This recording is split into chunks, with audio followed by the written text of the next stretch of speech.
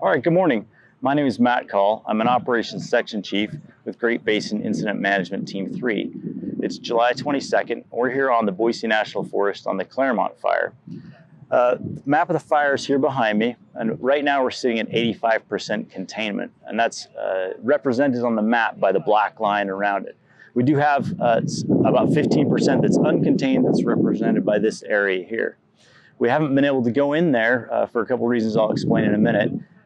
This area here has been a little bit troublesome because if the fire escapes this, then it has the potential to move into the communities of Roby Creek and Wilderness Ranch. And we don't want that. There's many homes in there and a lot of really nice communities that want to keep the fire out of.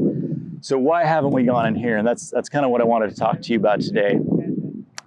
There's been historical military operations in this area, so it's been designated as an area that has potential UXO dangers. So what UXO is unexploded ordnance. So it's been designated like that for a long time, and even though people have been hiking and camping in that area and we've had fires in that area, we still have the potential for danger. So that kind of limits what we can do as firefighters in getting on the ground and actually fighting fire the way that we like to. And what we really like to do is be up close to the fire with hand crews, shovels, chainsaws, engines, dozers, things like that. But the risk factor that we have with the UXO, it prevents us from being able to do that. So we've spent some time and done some research and looked at what the risks are, what the historical precedents are, and what tools we can actually use. So yesterday we came up with a solution with the agency administrators and the team and some of the resources that have operated in these kinds of areas before. What that tool is what we call scoopers.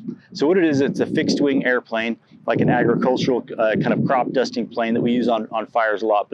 But these planes will be scooping out of the lake over here. And these particular planes, they're on the smaller side of the scoopers. They carry about 650 gallons.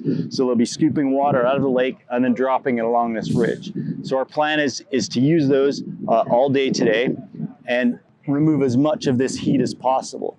And then at the end of the day, when it cools off, we have an unmanned aerial aircraft. So it's a drone basically, and it's got infrared. So we'll fly over this area with the infrared camera and check and see how much heat is there in that brush and the trees and the fuels. And then tomorrow we'll do it all over again. And the plan is after about 2 days, we should have a lot of this heat taken out and our risks will be reduced quite a bit. So that's kind of our plan today. So if you're on the lake or around the lake, just be aware, we're gonna have those planes flying, just try to stay out of their way. And we'll give you an update either here on Facebook or through other social media avenues and let you know how that goes for us. Thanks for joining us today.